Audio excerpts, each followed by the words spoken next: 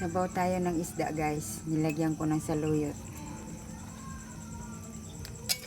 Oh.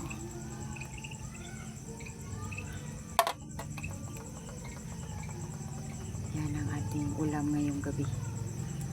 Lagyan natin ulit ng malunggay. Tikman natin. Sarap.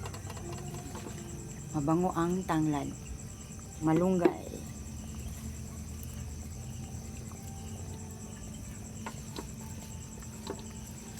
Yan ang ating ulam ngayong gabi.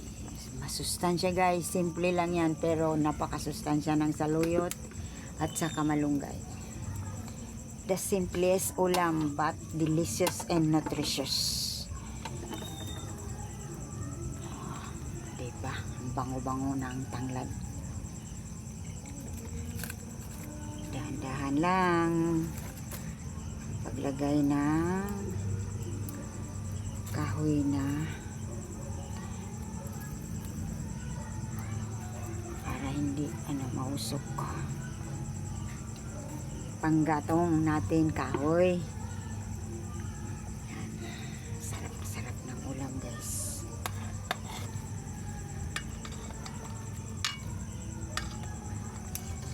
So yummy. Pakabango ng tanglad. Dito tayo sa kahoy kasi wala ng gas. Naubos na. Wow.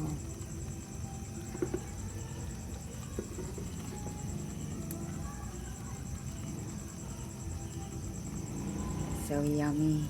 So mabango. Tikman natin.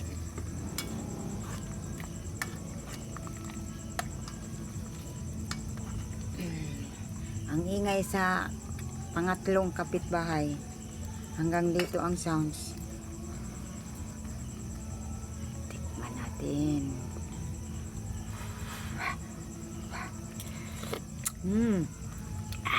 Bango. Sarap. Thank you for watching. Bye for now.